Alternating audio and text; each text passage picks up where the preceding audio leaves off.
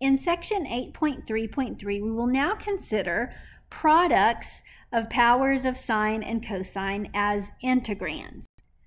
Although these do seem like a new category, we're actually going to apply the exact same strategies we applied in the previous section for finding the antiderivative.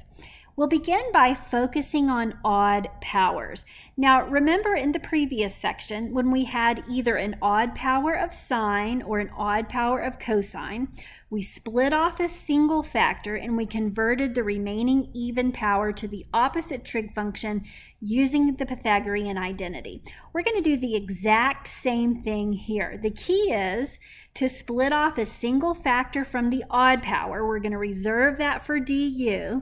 And we're going to convert the remaining even power using our Pythagorean identity. It just happens to be that we'll combine it with other powers that are already present in the integrand. So here we go, example 3. We want to find the integral of cosine cubed of x times sine to the fourth of x dx. We are going to focus on the odd power. Just like we did in the previous section, we're going to split a single factor of cosine off and reserve for du.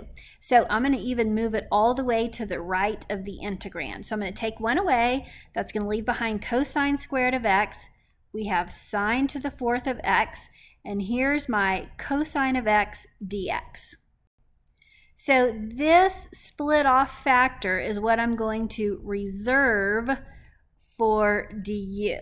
Now, we're going to convert this remaining even power to sine. And again, the only difference between this case and what we did in the previous video is that we already have powers of sine present in the integrand. Recall also that our Pythagorean identity is sine squared of x plus cosine squared of x equals 1. So when we solve for cosine squared of x, we end up with 1 minus sine squared of x. So replacing our cosine squared of x, we have the integral of cosine squared, which now becomes 1 minus sine squared of x. And then everything else is going to stay the same at this point. Now we can go ahead and make our u substitution. Now if you want to, you can multiply out the 1 minus sine squared of x and sine to the fourth of x, but I prefer to do that in terms of u. On the next step, it'll be a little bit easier. So I'm going to postpone that step for a minute. We're going to let u equal sine of x so that du equals cosine of x dx. Then in terms of u, we have the integral of 1 minus u squared times u to the fourth du, which is just a polynomial. Anytime you are trying to either integrate or differentiate a polynomial, that's always good news because polynomials are user-friendly. Now, here's the point where I'm going to carry out the multiplication. I'm going to distribute this u to the fourth to both terms. So we have u to the fourth minus u to the sixth du. We can integrate applying the power rule for integrals. 1/5 u to the fifth minus 1/7 u to the seventh plus c. Now we're ready to go back and recover our original variable. Recall, u equals sine of x, so we can write this as 1/5 times sine to the fifth of x. Let me make this clear that that's a 5. Minus 1/7 sine to the seventh of x plus c. And we have executed that integral nicely. So if you have the product of a power of sine and a power of cosine, focus on the odd power and apply the very same strategy that we did in the previous section. That is, split off a single factor from the odd power, save that for your du term, convert the remaining even power to the opposite trig function using your Pythagorean identity, and just realize in this case, which is a little different from the previous video, we've got some extra powers of sine, in this case, already in the integrand. But they'll combine nicely after we make our u substitution, and essentially we end up just integrating a polynomial function. For the next case, we'll consider having the product of an even power of sine and an even power of cosine. Now, as we saw in the previous video, if we have an even power of either sine alone or cosine alone, we apply the half-angle identities. That's the same thing that I'm going to do here. I'm just multitasking a little bit. I've got a couple of even powers to deal with. Now, hopefully you have these memorized, but just in case, let's go ahead and write these down for reference. When we see sine squared of x, we're going to replace it with 1 minus cosine of 2x over 2. And when we have an even power cosine squared of x, we're going to replace that with 1 plus cosine of 2x over 2. Keep your eyes on how the argument changes. So in the case of example 4, we have sine squared of x, cosine squared of x. So I'm going to replace both of those even powers with their corresponding half-angle identities. So I'm going to replace sine squared of x with 1 minus cosine of 2x over 2. And then we're going to replace cosine squared of x with 1 plus cosine of 2x over 2.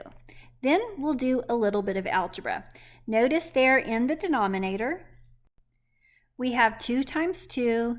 That's a 4 in the denominator. Let's go ahead and factor that out as a coefficient. Then we're going to FOIL what's left in the numerators. So the first 2 terms have a product of 1. The outside and inside terms cancel, and we end up with minus cosine squared of 2x dx. Now let's go ahead and split this up into 2 separate integrals. I've got 1/4 times the integral of dx, so I'm just looking at this first term. We're going to look at distributing that 1/4 to the second term as well, and also distributing that integral operator. So we have minus 1/4 times the integral of cosine squared of 2x dx. Now this first term, we're ready to go. The integral of dx is dx. But for this second term, notice what we ended up with. We again have an even power of cosine. Anytime we have an even power, we will replace it with its corresponding half-angle identity. So this will become 1 plus cosine of, notice the argument change here. We're going from 2x to 4x over 2 dx. Okay? So again, we're recognizing that whatever angle we have right here, when we apply the half-angle identity, it doubles. Or whatever angle we have here, we're doubling it here. Okay? The first angle is half the second angle. Now we can work on manipulating this second integral. We're going to split it into 2 separate terms. So we're going to take each term in the numerator over the denominator and give it its own integral operator. So 1/4 times 1/2 is 1/8. And then we're going to distribute this minus 1/4 to the second term, and we're going to take this second term over the denominator. 1/4 times 1/2 again is 1/8 times the integral of cosine of 4x dx. Now, carrying out our integrals, we have minus 1/8 x minus 1/8 times the integral of cosine. Remember, the integral of cosine is sine of the same argument divided by the derivative of that argument. And I think we are ready for a plus c. So for our final answer, we will combine like terms. 1/4 x minus 1/8 x. I'm going to think of that as 2/8 minus 1/8, so 1/8 x. And multiplying our fractions on our last term here, 8 times 4 is 32. We have 1 over 32 times sine of 4x, and don't forget that usual c. So we are looking at a lot of details. Try to draw back and see the big picture. What we're doing in section 8.3.3 is really the same logic, the same process that we did in 8.3.2. If you have both of your trig functions raised to an even power, replace both of them with the half-angle identity. And as you've seen, sometimes you have to replace even powers with the half-angle identity multiple times in one problem. Just keep going. until you get a basic integral problem, one that you can integrate directly. If you happen to have an odd power, the strategy is split off a single odd power, reserve that for du, convert the remaining even power to the opposite trig function, combine it with anything else that's left in the integral, and then you can solve with a u substitution. This is going to take some practice, but stick with it and you'll get it.